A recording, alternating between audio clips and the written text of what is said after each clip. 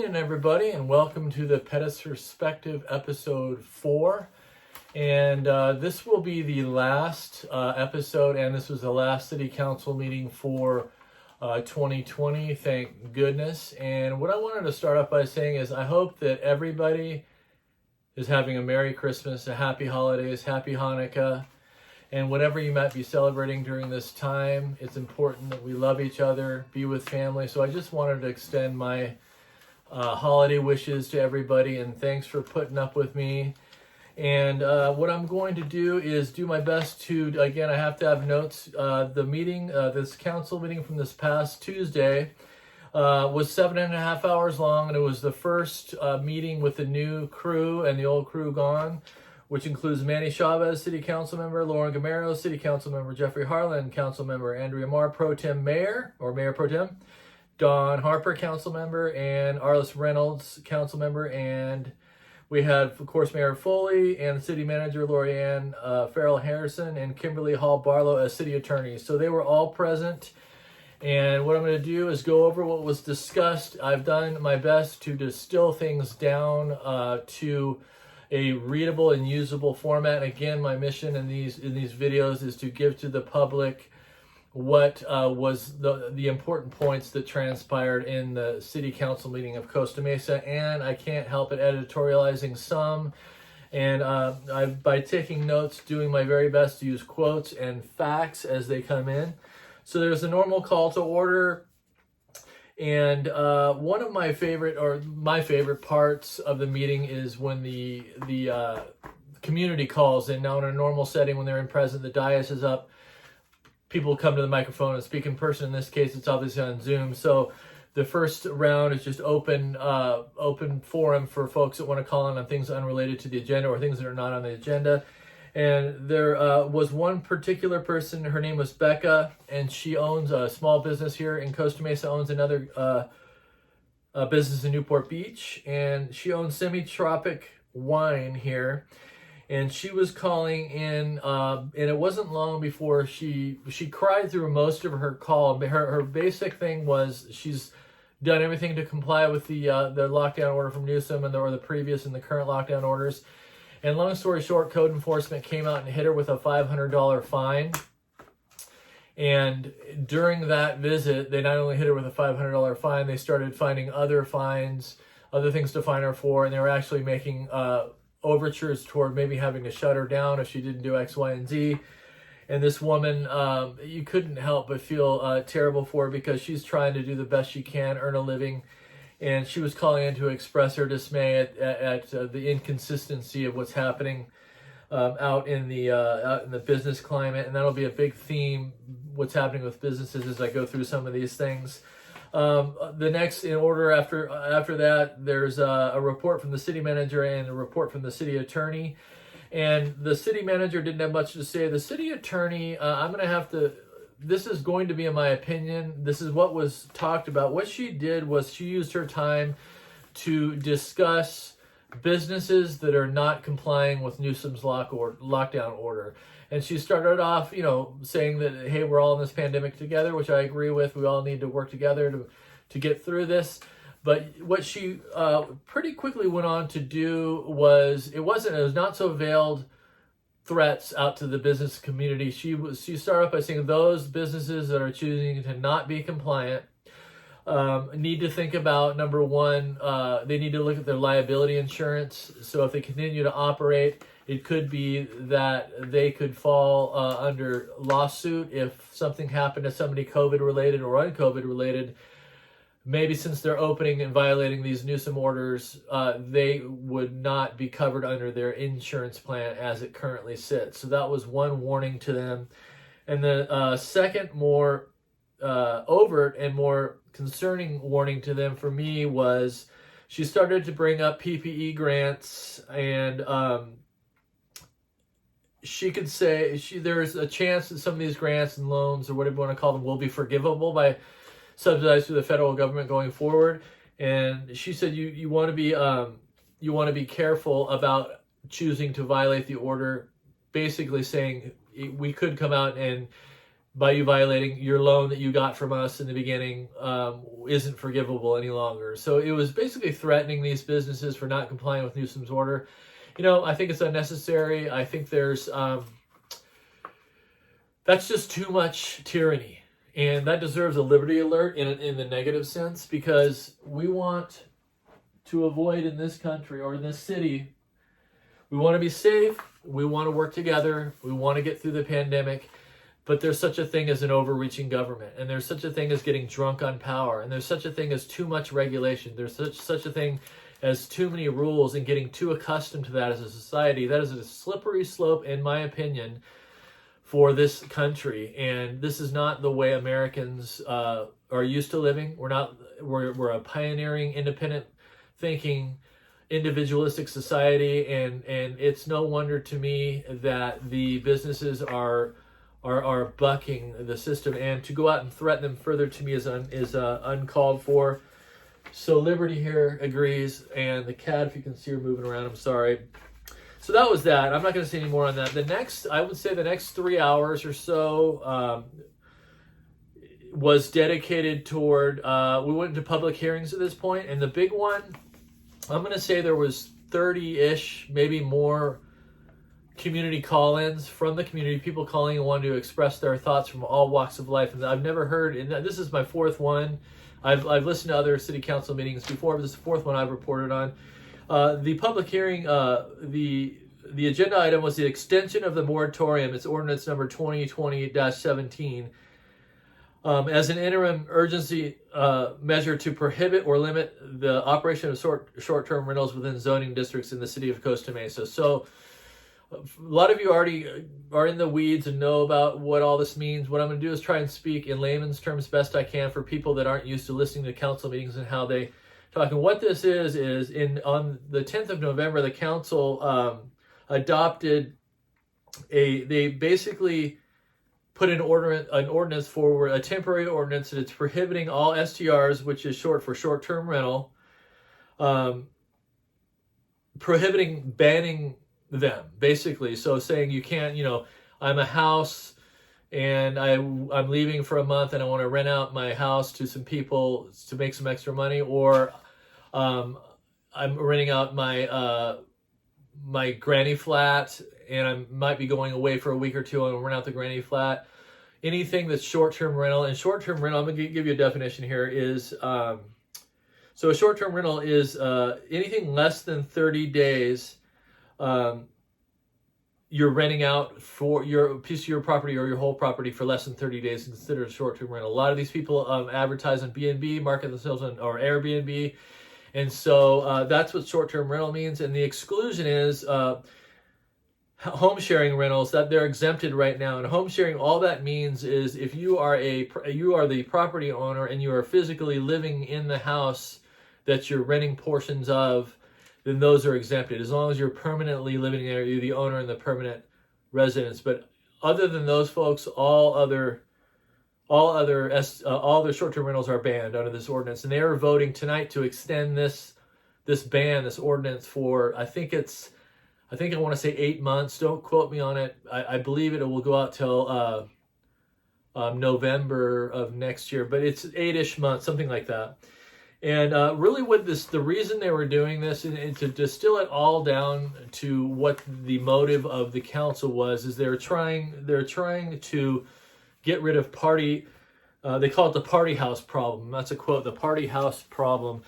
And we know what that means. So somebody owns a piece of property, they're gone for the summer, they rent it out, and people are having big raging parties, and it's a nuisance in the neighborhood. Valid complaints in some of these cases, not a lot of cases, a few cases, police get called out. So they've got enough complaints on these things from the community that that's the problem that they're addressing. Now, that was put forth, and then the public comment section was open. I swear there was 30, 40, maybe more people called in. I'm going to say the majority of them were people that were calling in saying, hey, I'm married, me and my wife owned a business, or we both worked and we're now laid off because of COVID, and we're renting out this room to whoever for a period of time, and that's the only way we're staying afloat and solvent during this time in COVID. If you take that away from us, which this ban would do, then you're taking away our livelihood. Yes, it could be something I own the home now, or I have a house down the road, and I'm doing the same thing to earn extra money. There's a lot of people in the community, more than I realize, that are relying on this type of thing to earn a living, to stay afloat, feed their kids, and pay the bills. And there are some other people that called in that were in favor of the ban because they've had, they live next door to one of these houses that gets rented out, and there's continuous problems with noise, parking, and that's understood too. That's a valid complaint. I'm not dismissing those concerns from those neighbors. And really what this ordinance is doing is it's giving the city council time. So this 8-month period is designed to do an all-out ban, with the exception of the in-home, I want to say it the right way, the home sharing short-term rentals. The exception of those, what this is doing is giving the council these months to come up with, and they're saying it out loud, to come up with a whole set of regulations, laws, fines, penalties. We'll get into penalties and things a little bit in another section. But it was said out loud that it was a progressive, I think it was Mayor Pro Tem Mar that said, look, I want they call it TOT tax, which is transient occupancy tax. I want regulations, I want permits, I want all these things put in place to make this short-term rental thing regulated, monitored, and tyrannically run by the government. So it's a big government solution to a problem within the community. I don't like it at all. I'm not dismissing this is just my editorial here. I think that there is one solution that I would prefer, is that there is an option if you're in the community and you're not happy with this noise of these. First of all, you can call the police if it's a noise complaint, but that's not going to stop the renting part. You can actually do a private nuisance abatement action, which is you hire an attorney, you go after this person that's using Airbnb to have these parties all the time, and you have to pay for the attorney up front. But if you win the case, you actually get reimbursed the attorney fees. So that's a private sector approach to a problem, and it's taking responsibility for the issue. I believe that regulating, fining, ordinances, I believe this is all an infringement on private property rights. I'm not taking away from the complaints themselves, but I think the approach to dealing with it is not the right approach, and I'm not for it. I just want to make sure I'm not missing anything. So it was voted 7. An interesting part too was, when the voting came, the voting was to extend the ordinance 8 months out so they can figure out how to deal with it. Originally, it was 5 yeses to 2 noes. The 2 noes were Council Member Harper. Holy malfunction, Batman. So hopefully my tech department wife can get us the second video melded in the first one. Sorry about that. So I was left off on the vote. I thought it was interesting that the vote was 5 yeses to 2 noes. The 2 noes were Don Harper and Councilman Gameros, who voted no to this. And it was an interesting thing that transpired because they fully ran through the votes and thought she still had enough to pass. And somebody brought up, hey, we didn't have the right, I think it's 3/4 or 2/3 majority to pass it. So Foley said, yeah, we do, and then realized, actually, no, we don't. So I'm not going to say, basically what happened, there was, Don Harper had some valid concerns and questions about what was happening with this, the language really, is he wanted to know more about, they were using the word like grandfather. He wanted to get some clarification on, was it grandfather, was it an exemption? He has some very valid concerns, and he wasn't just about to vote yes just because. So there was a lot of pressure given. There's a lot of pressure thrown down right in the meeting, and actually those 2 no votes flipped a yes based on, I don't know what it was. The way I saw it was basically, you had the squad coming down, hey, it's late, we want to get this going. So that's my take on it. It was an interesting thing. Go back in the video if you want to watch it. It turned out to be a 7-0 pass. So in the interest of time, we're going to move on to the next The next part of public hearing is the introduction of Ordinance Number 2020-XX, amending chapters 1 in the general and 2 in the general fund. This has to do with relating to enforcement of penalties and the issuance of civil citations for building and zoning violations. So what this was, this kind of ties into what we're talking about on the regulations and fining. This has to do with businesses as well as the short-term rental fines and things like that. Really, what this amendment does was, one, it allows for administrative citations for uncodified ordinances. So a codified ordinance is an ordinance published to the municipal code. So if it's codified currently, it's in our municipal code, it's law, it's you can look it up in the code, and it's a violation of law if you violate that ordinance. If it's an uncodified ordinance, it's not law. So this allows for administrative citations for uncodified ordinances, which would be some of these businesses restrictions, some of these STR ordinances. And number 2 is it distinguishes between minor building code violations that prove that it's a violation. That it's really, when you have a building code violation, a lot of times they'll give you time to fix it, and those are very serious and immediate. So it distinguishes between, am I going to let you fix your issue? I'm going to cite you, or am I going to cite you right on the spot for a very serious, they consider very serious administrative or uncodified violation. So basically, what this is doing is, it's an example would be if this moratorium is in effect for the next 8 months on STS or on short-term rentals, and you violate it, this gives that ordinance teeth. So they can go ahead, if you're violating this overall ban, whoops, I accidentally left for 2 weeks while I was renting my granny flat to my uncle, they can roll in and they can cite you and they can fine you, and then they can regulate you. Another one is business non-compliance. So this is putting into code for us, hey, eat chow, you're violating ordinance, we're going to fine the hell out of you, and we're going to use the big arm of government to make you shut down. So again, this part of the council meeting is the teeth for the previous that I just talked about. I hope that makes sense. These are, I'm distilling a lot of information down to one thing, but I'm giving you guys the important pieces. So the next item, and we're getting close to being done. So I think we're at like 15 minutes. I know 5 minutes on this video, 10 on the other.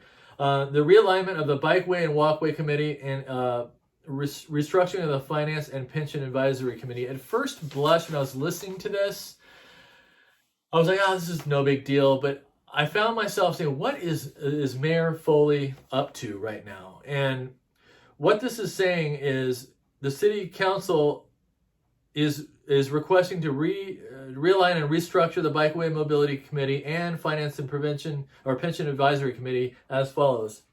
So reduce the membership numbers on both committees down to 9 people, and the Finance and Pension Advisory Committee to 9 members each. So I just said that, to stagger 2-year terms, and they want to change the name of the Finance and Pension Advisory Committee to the Economic Development and Finance Committee. So she's wanting to, and this is the committee that is creating economic development plans, making policy for the city. It's a hugely, hugely important committee. Foley wants to restructure it, and she was very specific about who she wants to have on this committee. She wants people, these are the areas that she finds the most important: cannabis, cannabis, hospitality, which is hotels, labor, and a couple others. And I found myself going, why does that sound familiar? Well, cannabis, huge donators, or they donate to Foley, and they are donating to her new campaign. Cannabis is, labor is, hospitality is. And I got to give it to Harper. He one of his, during his time, he was saying, hey, look, what about healthcare? What about X? What about Y? What about Z? You could tell that she was visibly irritated about this. And it's not, it feels weird to me. And it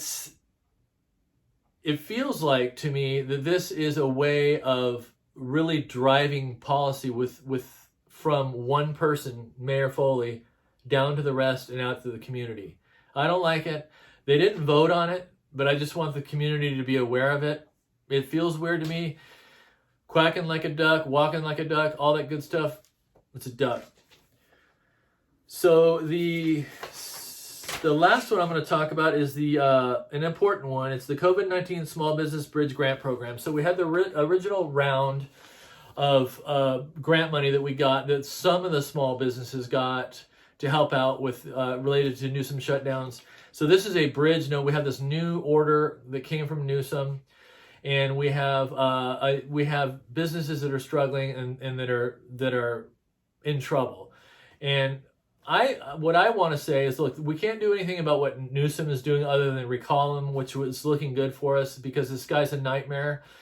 What we need to do is instead of regulating, pushing to regulate our businesses now, pushing to make it hard for them to make a living, pushing to give them money to stay afloat, I want to be making noise, banging the drum. You know, where's that revolutionary spirit we have of, hey, let's get open. Yes, we'll still give them money, but I want to hear we don't want to have to give them money.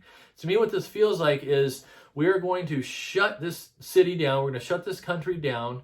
And we are going to come in and give you money. And guess what? We helped you. We're here to help. You need us. You can't do it without us.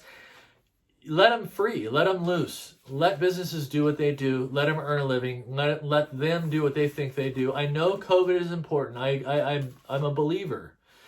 I know it's getting bad out there. I work in it every day, and I believe that we need to do everything we can to stop the spread of the virus. Vaccines are on the way. We're not out of the woods yet. If you don't want to go out to dinner with your family because you feel unsafe, don't go out to dinner to those restaurants.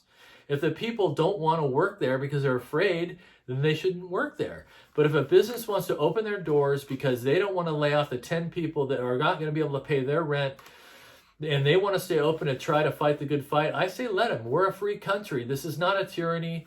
And I think we should be banging that drum. But that being said, help is on the way. There's a second round. They call it the COVID-19 Small Business Bridge Grant Program. So there's two phases. Phase one, which is interesting, the first round of this new tranche is going to people that already got the first one because they've already been vetted. The way they were describing it was their paperwork's already done. They've already been vetted. We can just get money to them right away. They've already gotten money. I don't know. I thought it was weird. I get it kind of. But the second phase, it goes out there. You can apply this in January next month. And a lot of these businesses that didn't get it the first round, they had a number of people calling in and saying, hey, I need this money. There's only a certain amount of money there. I think it's 1.2, and Foley wants it raised. No, I'm sorry. It's like $900,000 to give out. If it runs out, then it's a lottery system for these phase two people. So we're not sure they'll even get it at all. The 1.2 I was talking about was there's a restriction in there. You have to qualify. You have to have gross receipts of 1.2 million in 2019 to qualify for this loan. Foley wants that raised to 2.5 million because in 2019 a lot of people, small businesses, had a good year. So if they did more than 1.5, they won't qualify. But now they're hurting. So that's just a detail. One of the things, again, I don't like is one of the caveats that if you're these small little businesses that are about to go under and you're trying to get this money, you have to sign a grant agreement. I just put tyranny again in quotes. Liberty here agrees.